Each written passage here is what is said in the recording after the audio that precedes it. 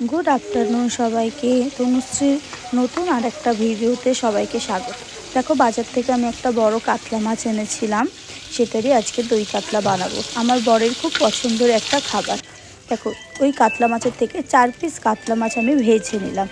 যেহেতু আমার বাড়িতে আমরা দুজনে মেম্বার, আমার মেয়ে আছে কিন্তু আমার মেয়ে মাছ খায় না, তাই জন্য 4টেই মাছ নিয়েছি। দেখো, ভালো করে লাল লাল করে মাছটা আমি প্রথমে ভেজে নিলাম।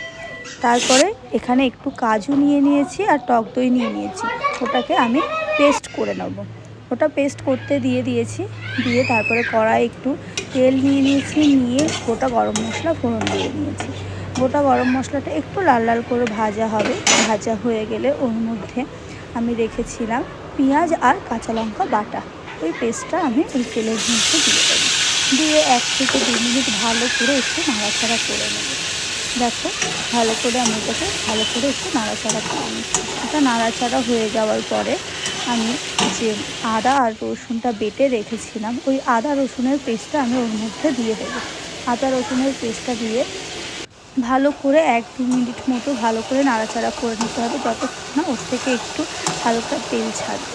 যখন ওর থেকে হালকা তেলটা ছেড়ে দেবে, তার মধ্যে কাজু বাদাম বাটা আর যে টক দইটা ছিল সেই পেস্টটা ওর মধ্যে দিয়ে দিতে হবে।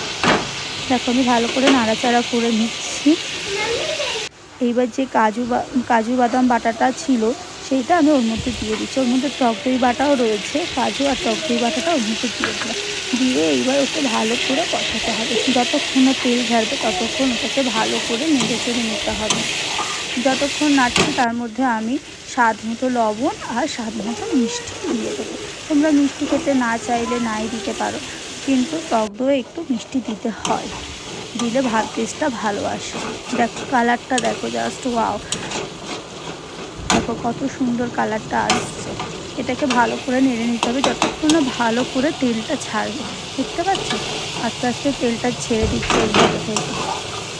কী সুন্দর কালারটা আসছে, গ্রেভিটা কী সুন্দর হয়েছে। দেখো, এবার ভালো করে নাড়াচাড়া করার পরে যখনই তেলটা ছেড়ে দেবে, ওর মধ্যে আমি জল দিয়ে দেবো। আমি এক গ্লাস মতো জল নিয়েছিলাম, নিয়ে দেখো 1 গ্লাস জল এর মধ্যে আমি দিয়ে দিয়েছি। দিয়ে ভালো করে নেড়ে নিয়েছি। নিয়ে এবার ওখানে রেখে তারপরে আমি যে মাছটা ভাজা ছিল সেই মাছটা আমি একে একে করে দিয়ে দেবো। দেওয়ার পরে আমি একটু ফ্লেমটা হাই ফ্লেমে 5 মিনিট মতো রেখে দেবো ভালো করে ফোটানোর জন্যে। দেখো, মাছটা আমি দিয়ে দিয়েছি একে একে করে। এইবার দেখো, এটাকে আমি এবার হাই ফ্লেম দিয়ে এটাকে বসিয়ে দেবো।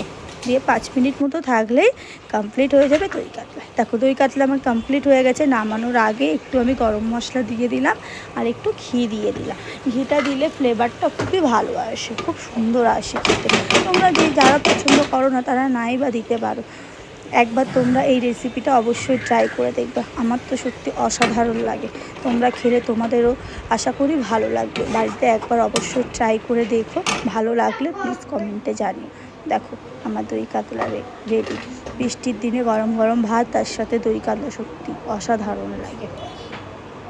দেখো, আমার দুপুরের লাঞ্চ তো রেডি হয়ে গেছে। এদিকে বাঁধাকপির চচ্চড়ি করেছিলাম, বেগুন ভাজা, শসা, দই কাতলা নিয়ে নিয়েছি। আজকের এই মেনুতে আমাদের এইগুলোই রয়েছে। চলো, টাটা, বাই বাই। দেখা হবে পরের আরেকটা ভিডিওতে।